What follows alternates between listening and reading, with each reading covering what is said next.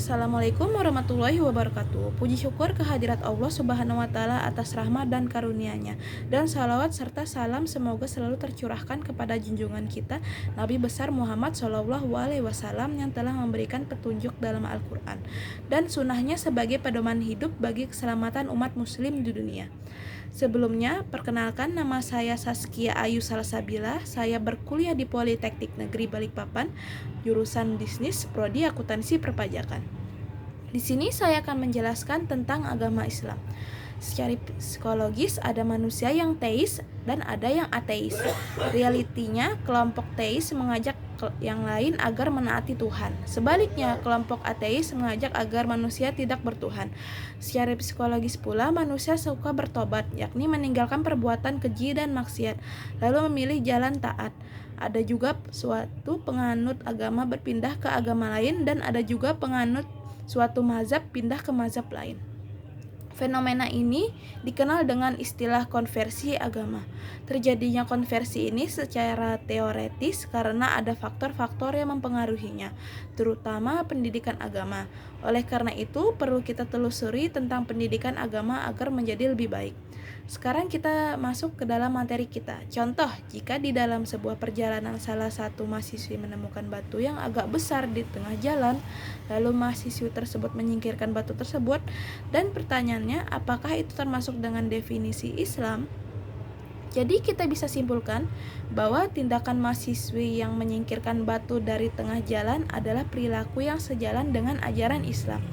Dalam Islam, tindakan ini termasuk dalam konsep amal saleh dan perbuatan yang baik, yang dianjurkan untuk memudahkan dan menolong orang lain agar tidak mencelakai orang-orang yang akan melewati jalan tersebut.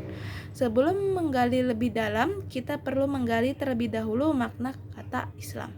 Secara lughawi atau etimologis, kata Islam berasal dari 3 kata, yaitu aslama yang artinya berserah diri atau tunduk patuh, salam yang artinya damai atau kedamaian, dan salamah yang artinya selamat atau keselamatan. Melihat akar kata Islam mengandung makna sebagai berikut.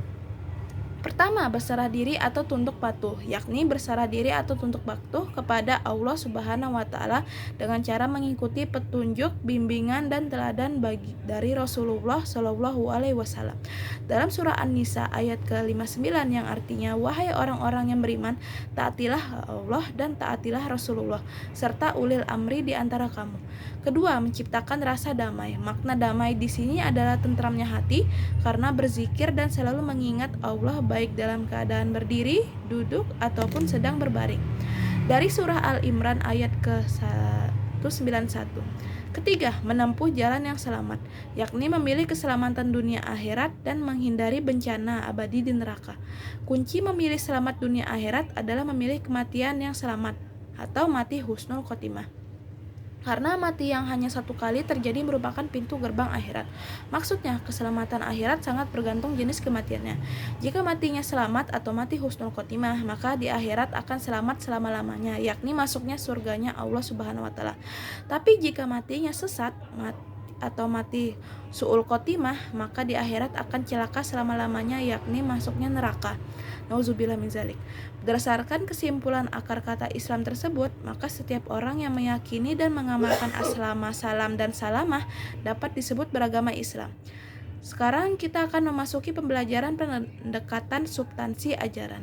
Pendekatan substansi ajaran ada 3, yaitu yang pertama pendekatan kajian dan Al-Quran dan sejarah Islam. Ali Syariati menegaskan bahwa ada 2 metode fundamental untuk memahami Islam secara benar.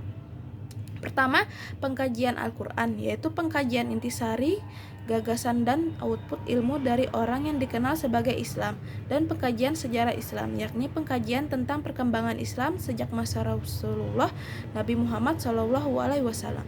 Yang kedua, pendekatan disiplin dan kajian isi atau ajaran. Metode disiplin yang ilmu sebenarnya lebih tepat digunakan oleh para santri di pondok-pondok pesantren. Di Indonesia dikenal luas bahwa ajaran Islam terdiri atas 3 disiplin, yaitu akidah, syariat, dan akhlak. Akidah merupakan dimensi Islam yang berhubungan dengan keimanan. Syariat ialah dimensi Islam yang berhubungan dengan ketentuan hubungan manusia dengan Allah, saudara seagama, dan saudara sesama. Adapun akhlak yang membicarakan baik buruknya suatu perbuatan, baik secara parsial maupun kooperatif.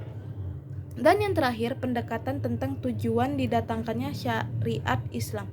Tujuan didatangkan syariat Islam ada 5, yaitu menjaga agama, menjaga jiwa, menjaga akal, menjaga keturunan, dan menjaga harta.